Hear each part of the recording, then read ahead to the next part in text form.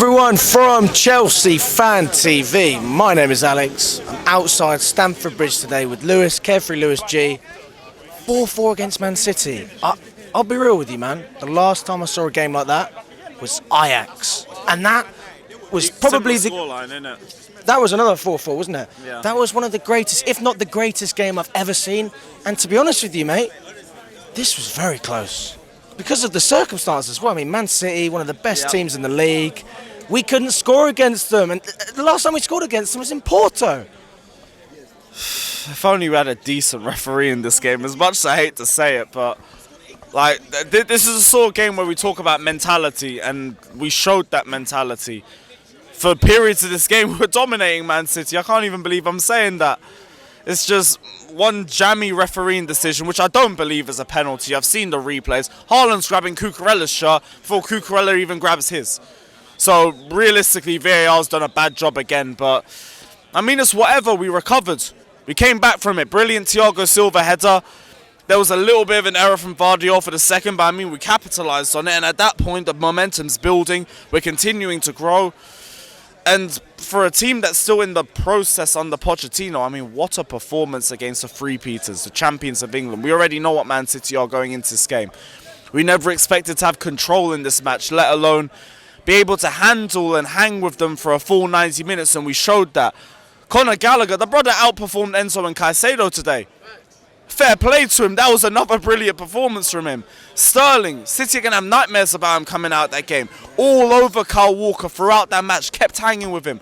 Cole Palmer, another one. He was this close to a goal, the season contender in the second half. Gusto, brilliant chance from him as well. Jackson, I won't lie, before the goal, wasn't great. But I mean, he persisted. And yet again, he gets rewards based off his persistence. Yet again, another big goal against a big side. There are no negatives coming out of this match. We fall asleep in moments.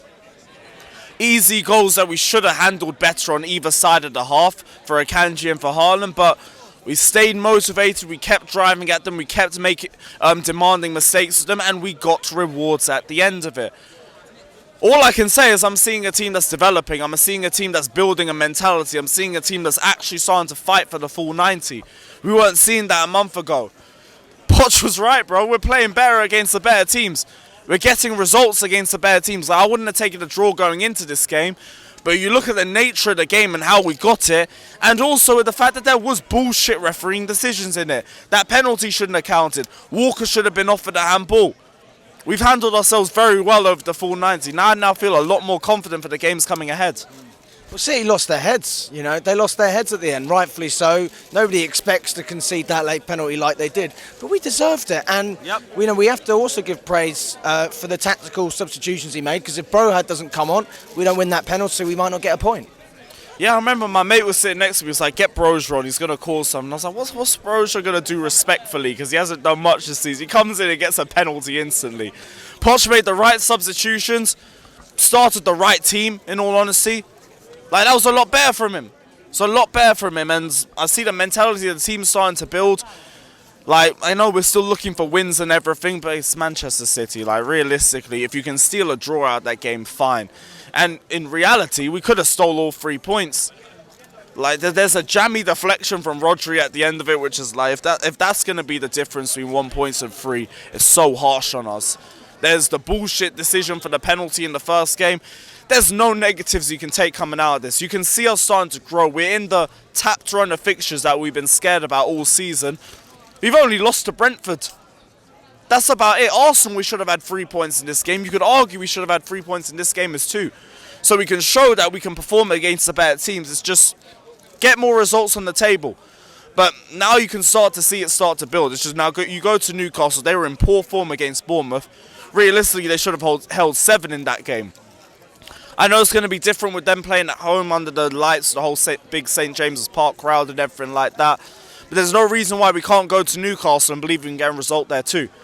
100%. And for me as well, I said at the beginning of the season before it started, I thought Arsenal would drop points and I thought Newcastle would drop points because they haven't been in the Champions League for such a long time. So I think that's bound to affect you. But I mean, just going back again today, for me, man of the match has to be Cucurella.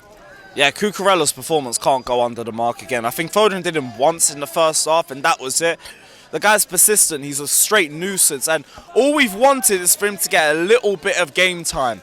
Prove yourself without any of the issues happening off the pitch. No tonsillitis, none of the stuff with the house robbery or anything like that. He looks comfortable. He looks so comfortable for us now. He was brilliant. Thiago Silva, excellent. Disasi, excellent.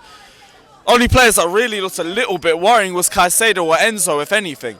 Everybody else, I thought. Gallagher, another brilliant big game performance from him. Sterling, excellent. Palmer, excellent. Jackson, I mean, he got a goal. We'll take it. Like, well, I'll run the big game Jackson gimmick for all that it's worth. Get another one against Newcastle. I won't care if you lose the ball about 50 times before that. But it feels optimistic. I feel optimistic following Chelsea for the first time in ages. Thank the Lord. Mate, it's been a while since I've seen you smile like this. The last time I remember you... no, maybe Bournemouth. You were a little bit happier at Bournemouth, to be fair, last season when we won that. Yeah, but like the standards were in hell there. I just wanted my 40 points, innit? I mean, what about Levi Colwill? Because, you know, it's an interesting one. Where does he get into this team? If Cucurella is playing like that, we've got a nice partnership with Disasi and Colwill, and Reece James and Gusto are going to rotate throughout the season. So, I mean, where does he fit in? Realistically, he shouldn't even be in the left-back discussion. The fact that he's there is a question mark in itself, but there's a lot of options at centre-back, and there's not a lot of game time.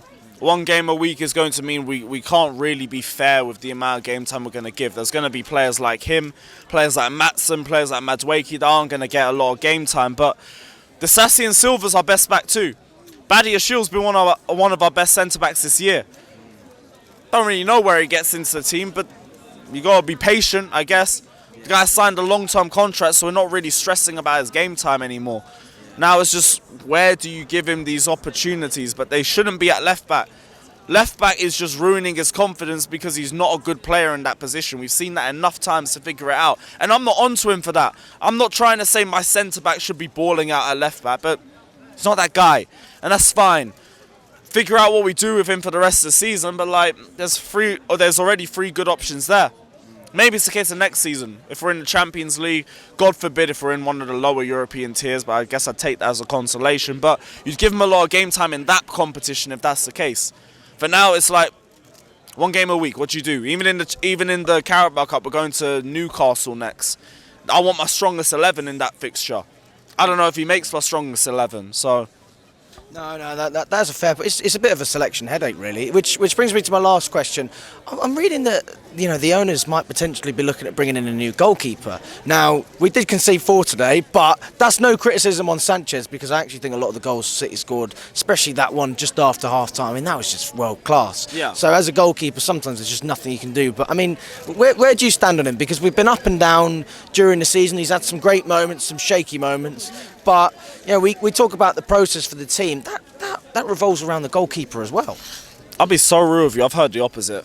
I've heard we're not looking for a goalkeeper. I heard it's more centre-back. Like, Fabrizio dropped a tweet a week ago saying we're not doing it. And thank God, because I'm seeing these Ramsdale links start to make the rounds like, no. They're not getting their Havertz get back on my football club. We're not doing that. But it's not a goalkeeper. Apparently it's a centre-back.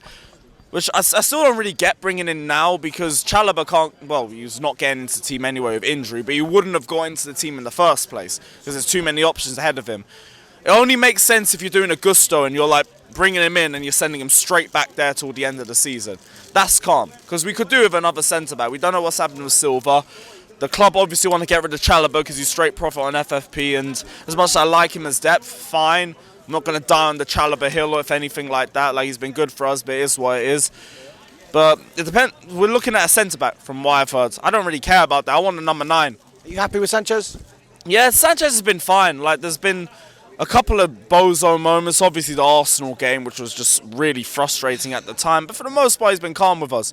Like, give him a year minimum. Same thing with most of our signings, and then we can actually make a proper judgment on him. Right now, my only problem is his short passing. He can make a long pass, he can catch crosses, he's a good shot stopper. Them short passes are scary. But even then, I didn't see it that much today. I don't think he did that much wrong, in all honesty. So, give him a few more games, see what we can make out of him. As of right now, he's fine.